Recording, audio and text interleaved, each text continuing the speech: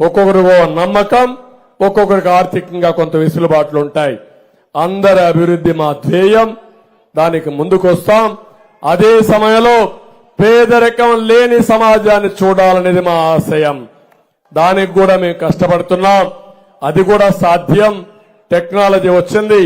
ఇప్పుడే ఒక్క నిమిషంలో మీకు చెప్తే అందరూ సెల్ ఫోన్ లాంచ్ చేసి ఆంధ్ర ప్యాలెస్ ని బ్రహ్మాండమైన ఆకాశంగా చేసి నక్షత్రాల వెలుగు సెంటర్ గా తయారు చేసే పరిస్థితికి వచ్చారు మీరంతా.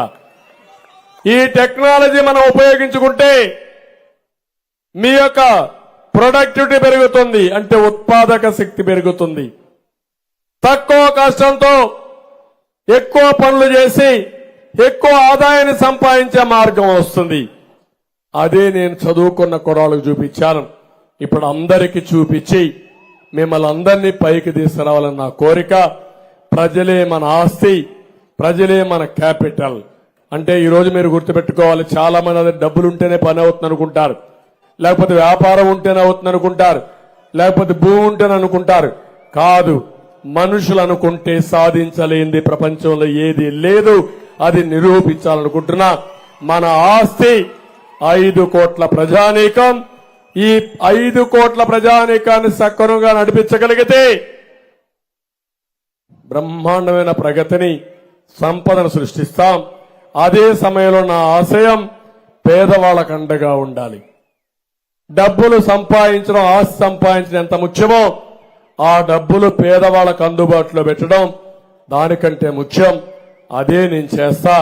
చేయడమే కాదు, నిరూపిస్తానని చెప్పి నేను మీకు తెలియజేసుకుంటూ ఈ రోజు మళ్లీ ఒకసారి కోరుతున్నా, ఒక్కసారి మీరందరూ కూడా ఈ విజన్ డాక్యుమెంట్ ఒక్కసారి చదవండి.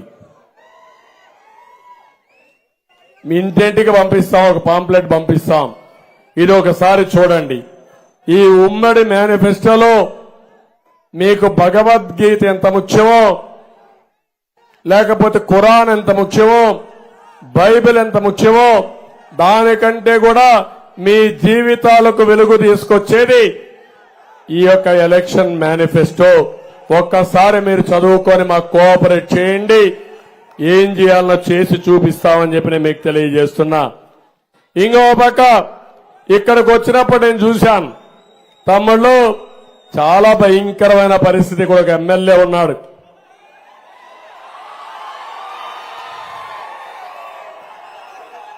తెనాలి చరిత్రలో ఎప్పుడూ జరగని అరాచకాలు జరిగాయా లేదా అని అడుగుతున్నా.